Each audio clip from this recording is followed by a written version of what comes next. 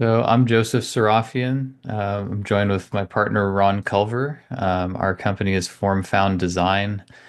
We're an architecture firm based in Venice Beach.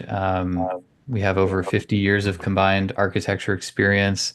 We met in grad school at UCLA and have done a number of residential projects. I think the commonality between the both of us is that we have a passion for building materials and systems that you don't see in a lot of architecture firms.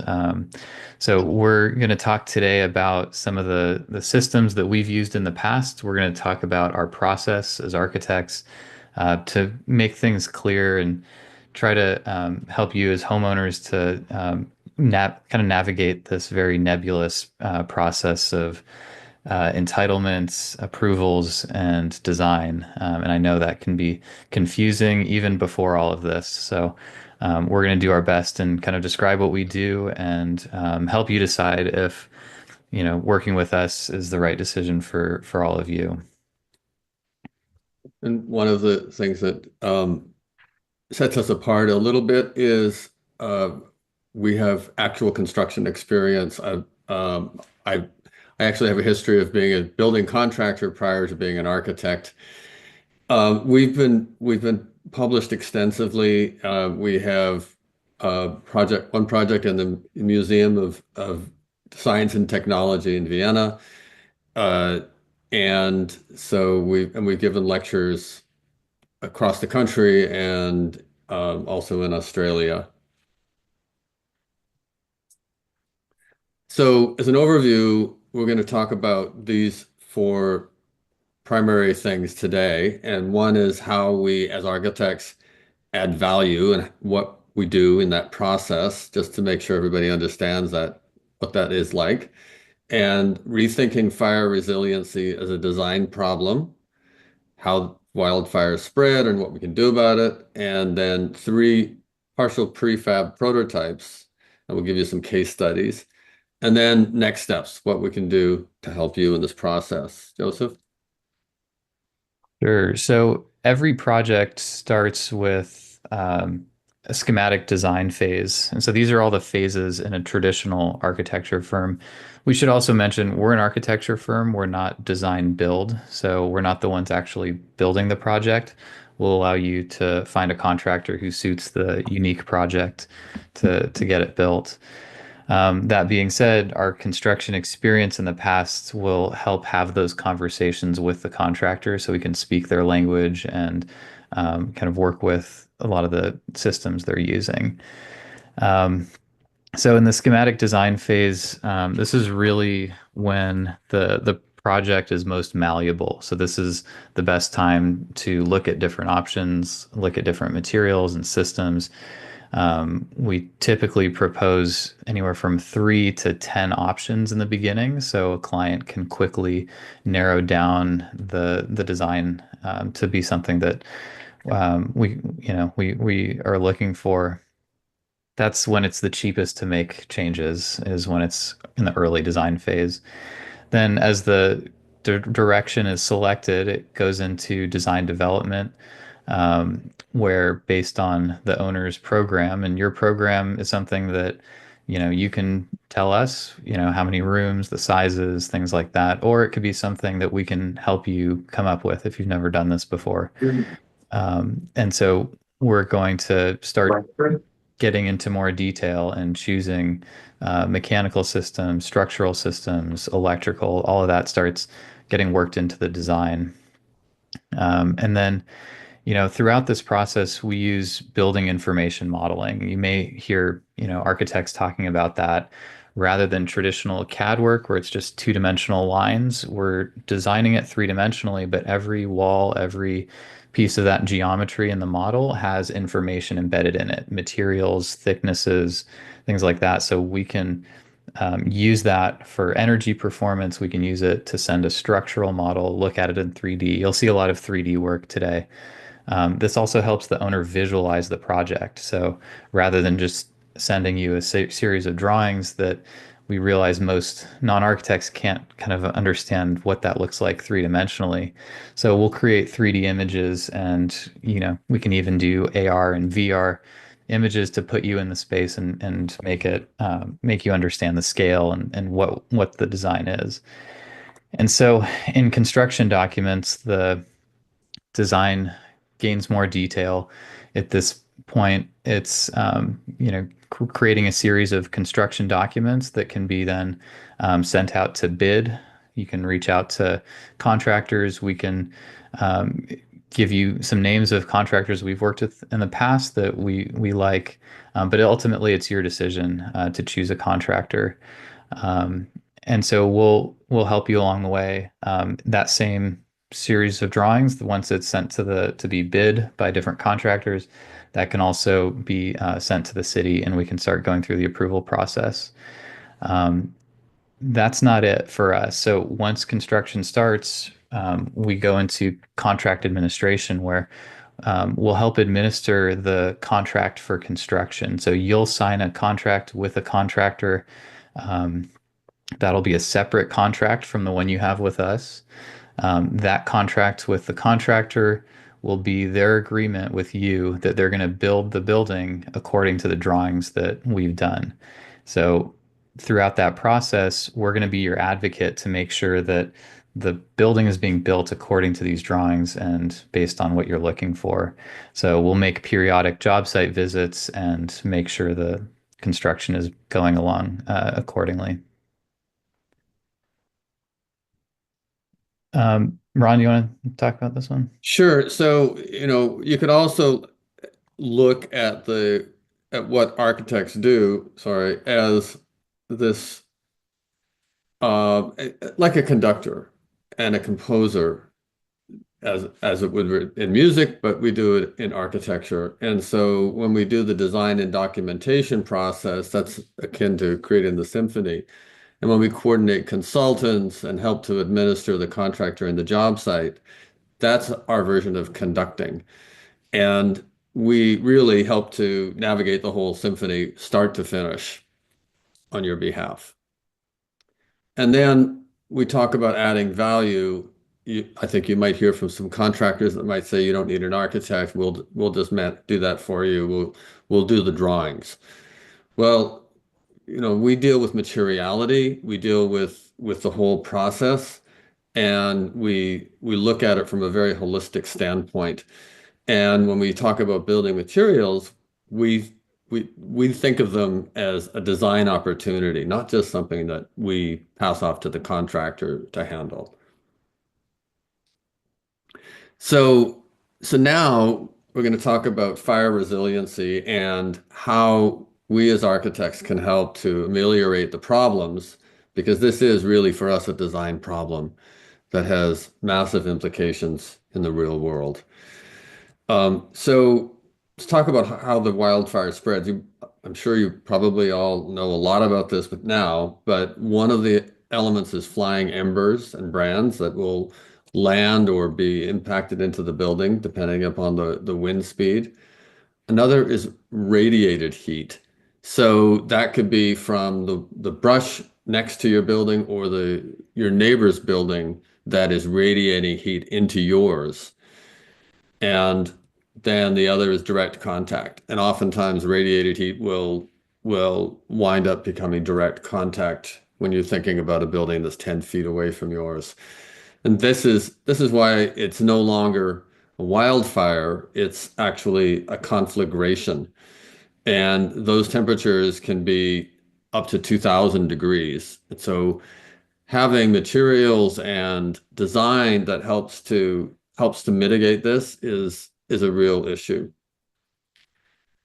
So we spend a lot of time looking at the real world photos of what came out of the Palisades and tried to evaluate what were the weakest points of a building so we could really consider the best way to uh, to remedy this in the design process. And so one is obviously windows and doors. And regular glass, which is called float glass, is able to handle about 350 degrees Fahrenheit before it fails. Uh, Tempered glass, however, is almost double that sometimes more depending upon the process they use to temper it. And when we use dual glazed tempered glass, we have a much higher chance that those windows are going to survive the extreme heat before they shatter and bring the fire into the building. Another is unprotected eaves. So if you see a wood eave and the fire is able to get under it, it will burn right through and burn into the building. Shrubs and foliage next to a home will start to set the building on fire, and also materials stored next to the home.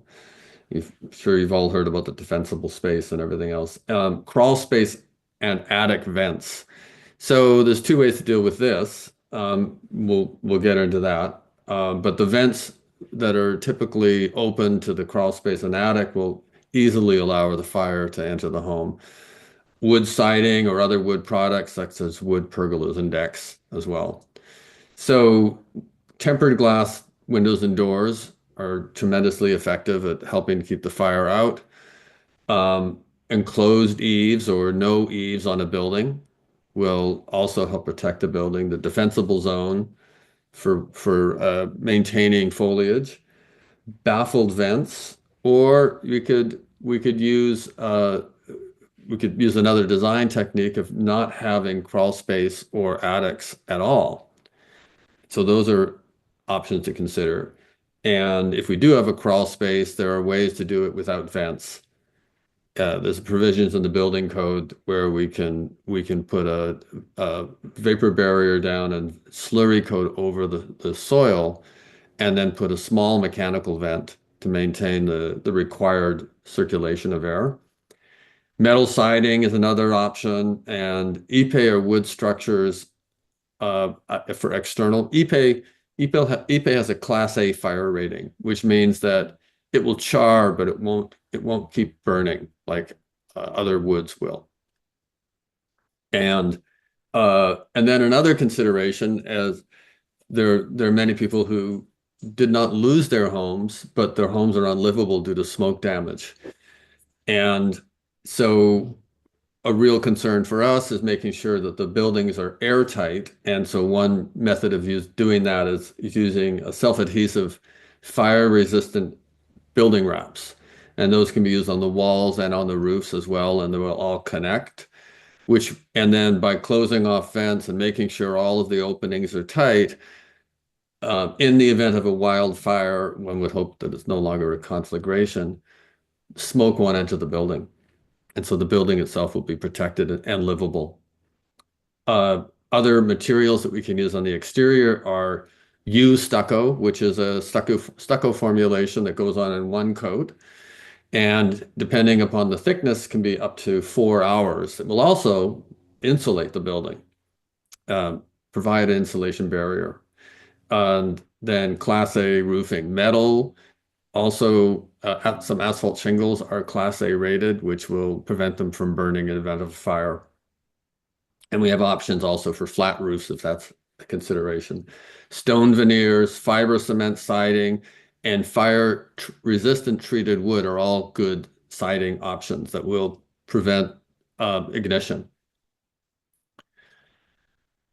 So the things that we do as we work on your project, we think about climate issues, and so we're client sensitive and climate sensitive too.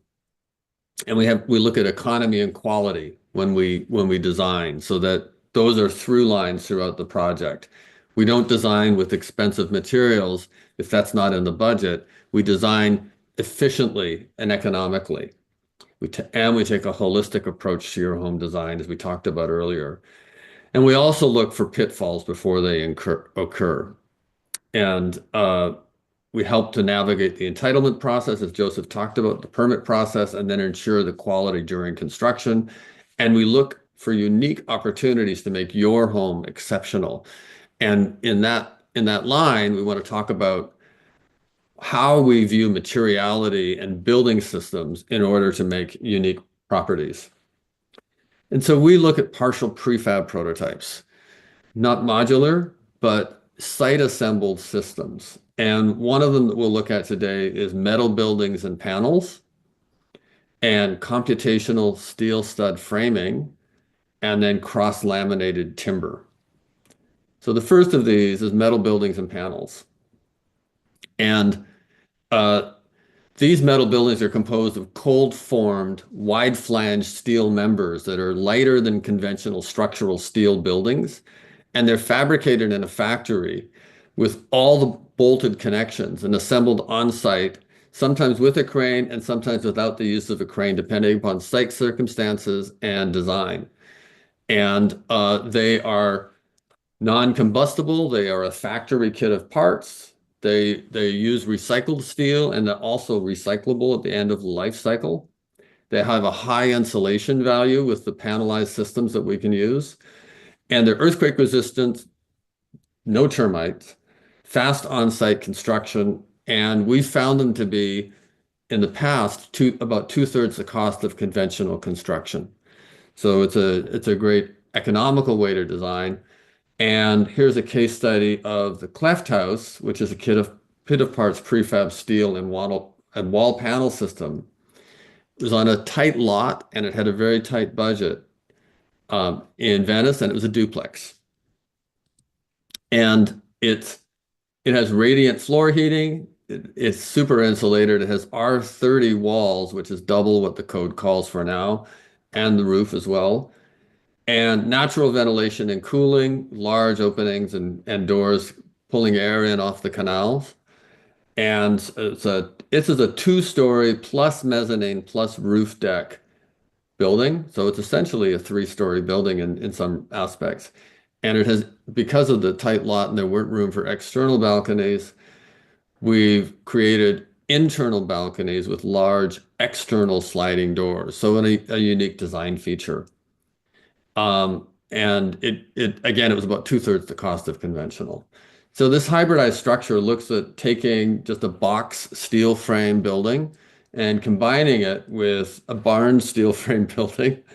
Very ordinary, very industrial, and not very exciting. But this is the prefabricated parts that we used.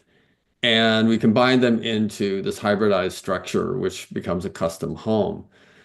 And this is we do a lot of modeling in our work so we can identify issues. And this is the composition of the steel frame. So the barn actually had some cantilevers on it in order to allow the second unit to see views from the canal. And this is a time frame of the assembly is on site, from preparing the foundations to erecting the steel with a crane, piece by piece, putting up that box section and adding the roof and cantilevers.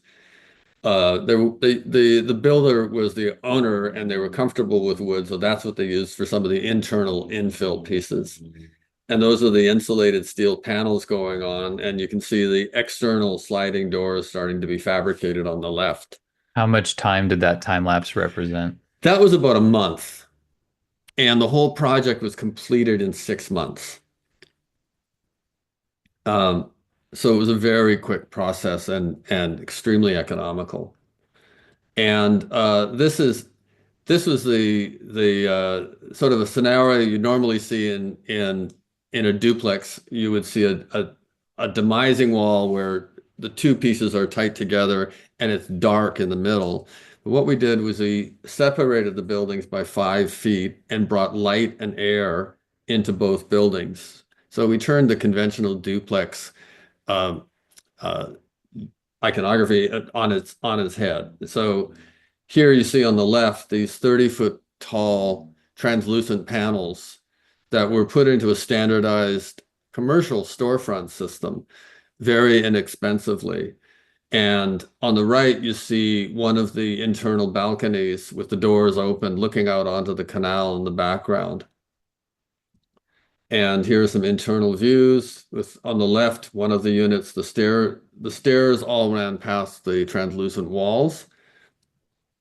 So it's very light in there. And on the right, and you'll see some exposed steel in this particular building. And that was the design effect that this client was looking for, and it worked very well with this system. And there is that finished product. And now we're going to go to the next prefab prototype. So you'll see a common theme here of creative problem solving in each of these case studies. So that's also the case with cold formed steel. We're calling it computational steel stud framing. Steel, cold formed steel, CFS, has been in the construction industry for over 80 years. Cold working refers to shaping the steel at room temperature rather than hot rolling it, where a shape is extruded through a molten die, basically. Cold form steel is engineered to replace traditional frame, stick built, or wood frame structures. But here's the problem. Traditional CFS is difficult to cut on site, so most builders avoid it. It's abrasive, loud. It makes, for these contractors, they don't really like it typically. However, so a new software to construction pipeline has overcome these hurdles and is starting to take off in the US. Through computational framing, a design can be pre-engineered, sent to a roll former, where every stud and track is formed, punched, labeled, and cut to its precise size, where it can be assembled into walls and trusses in a factory and shipped as a flat pack to the job site. This reduces the time on site, increases precision as faster as each fastener is the same for all of the framing, whether it's the wall or the truss. No cutting is done on site. The system typically sees about 1% waste, which can be recycled, versus wood frame construction, which typically sees about 10% waste that ends up in the landfill. So these are the benefits of it: non-combustible, um, termite proof, earthquake resistant. It's 100% recyclable as steel, and it's lightweight, so two people can tilt an entire wall into place. It's exact and it's straight, so it's not going to deform like wood will. So this is a project that we did. This was the first home that we did of this type in Armenia. We were approached by a nonprofit that said, "You've done all this concrete research. Could you 3D print concrete homes in Armenia?" Our response was, "That's not exactly what we do with concrete. However, have you seen this machine that prints light gauge steel?" And they saw it running and were instantly blown away. So we designed a home for a family in Armenia. They were previously living in a steel shack, essentially as a shanty town. And the design itself called for a three-bedroom, one bath house. The entire project was printed 2 countries over in Romania, shipped to the job site. We've now built 9 of these in Armenia, all with volunteer labor. The cost was only $40,000. That has to do with the cost of labor and materials over there. But the house is designed to be off-grid, solar PV, and hot water heating all on the roof. And so this was a proof of concept for us. This is the machine printing the light gauge steel. And it's all based on a design that we sent it. So this is all digitally designed, sent to the machine. The software that comes with this machine will also do the calculations for structural engineering that, it'll print those sheets out so an engineer can just verify them rather than, treating it from scratch. So we see this as a method for mass customization where every track, every stud, every truss and wall can be printed in a factory and then shipped to the site to be tilted up in place. So it makes the job site much faster. We can frame an entire house in about 3 days, and it adds to the precision that we're able to build with. These are the construction photos in Armenia. We took a team, 8 of them had never had zero construction experience. We were able to frame all the walls and trusses. This system that you see here would be a little different from what we're proposing. In this case, we shipped all of the bundles of walls as kind of a shrink wrap to the site, and we framed them on site. What we're doing in the US is printing every wall and truss and putting it on a truck and then trucking those walls to the job site where they can just be tilted up into place. It's not as efficient to frame them on the job site like what we did in Armenia. But this was the first time doing it. Since then, it's gotten actually more efficient. So they can frame while it's snowing outside, they can frame in a warehouse with a clean environment and then ship the walls and trusses to the site. This next project, this is a net zero house that we did in 2023. This was an entry into a competition and it won 9 awards for sustainability and construction methods. This was for a nonprofit called Homeless Intervention Services Orange County. They had an existing house with a backyard, and we proposed designing a house for an ADU in their backyard. And the concept is this roof shell comes down and it's performance, not just visual performance for the beauty of it, but that screen is kind of a heat reducer. So it reduces the solar heat gain on the southern exposure, which typically gets the hottest. So we wanted it to be the shell structure that creates an enclosure over the house. We use standing seam metal panels that you see here. That's a perforated aluminum screen. And it's a small footprint, 750 square feet. It's a 2 bed, 2 bath ADU. And the rooms are small, but they have a huge vaulted ceiling. So it makes each room feel a lot bigger than it really is. So the solar array, we have 13,000 kilowatt hours per year. We used a heat recovery ventilator to reuse some of the energy, so we're not wasting warm air when we filter in fresh air. It uses a heat pump hot water heater, which essentially grabs the heat from the air around it to heat the water for the house. And when it's too cold in the ambient air around it, it uses electric hot water heating. It kind of switches gears.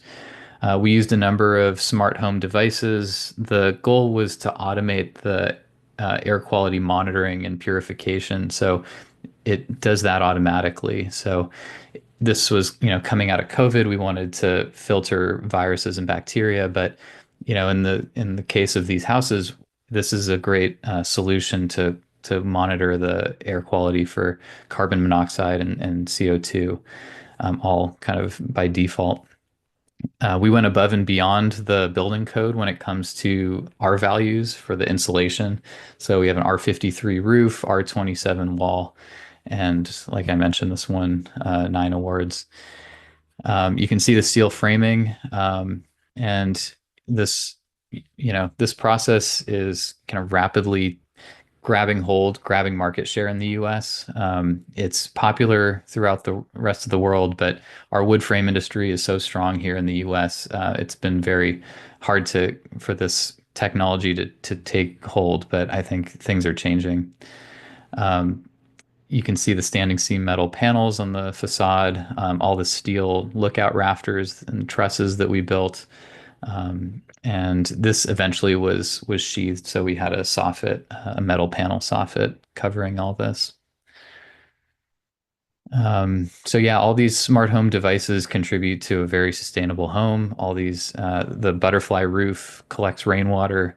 So the goal of this house was to create a living experience, and that's ultimately what you're going to interface with every day. So these spaces have to be comfortable and bright and inviting at the end of the day.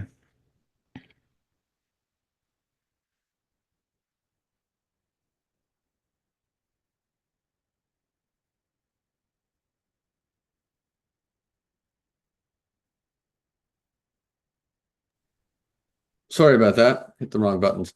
The next prototype we're going to talk about is cross-laminated timber.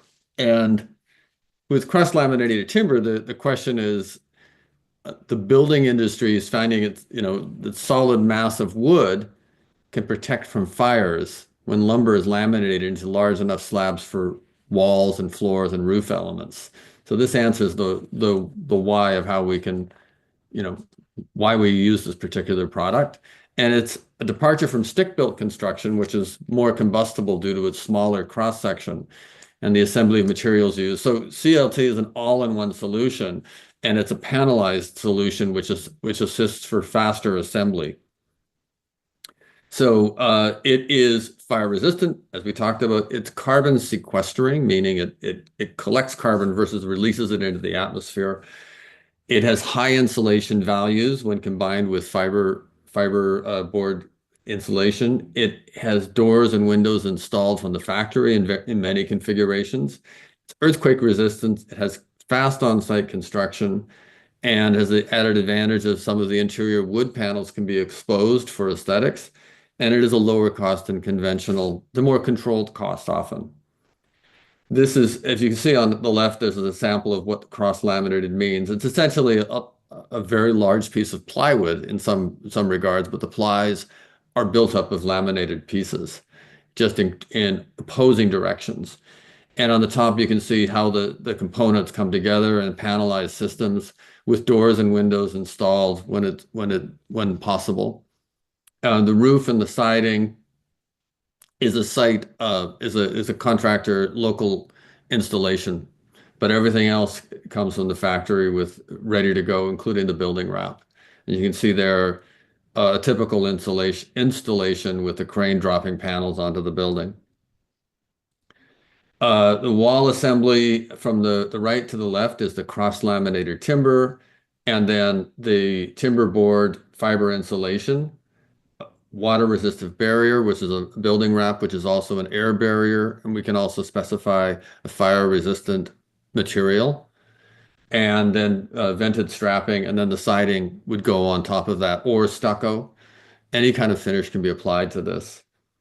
And on the right, you'll see the components that would make up a typical conventional wood frame wall assembly, which is more complex. It's all done piece by piece on site, time consuming, not as efficient, not as insulatable, and doesn't have the same performance values. And this system will also come with pre-cut electrical and plumbing openings so that you can reduce the on-site costs from electrical and plumbing and mechanical oftentimes.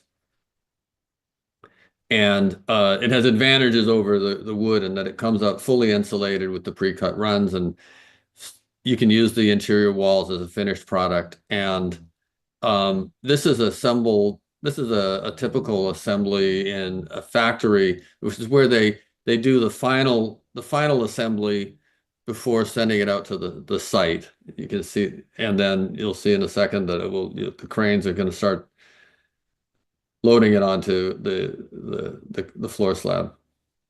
It can be built on a floor slab, a concrete floor, or it can be built on a raised foundation. It will work for either application. And I know some people have originally had raised foundations. It doesn't necessarily mean that you have to keep the raised foundation for your site. It's all dependent upon design and site considerations. And you can see a couple of interior views with the surfaces unfinished on the left and covered in drywall on the right. There's lots of options for finishing. So this brings us to the next steps. So we've talked about 3 different types of partial prefabrication, and we've also done, as many architects have designed, with wood frame construction, conventional construction as well.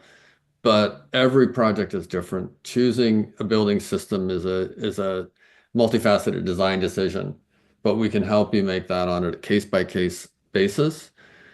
And our goal with all of these different systems is to help reduce cost and speed assembly time on site, because I know that everybody is fighting a budget under these circumstances. But our secondary goal also is to be able to create a fire-resistant building that will be hardened to survive any potential wildfires in the future.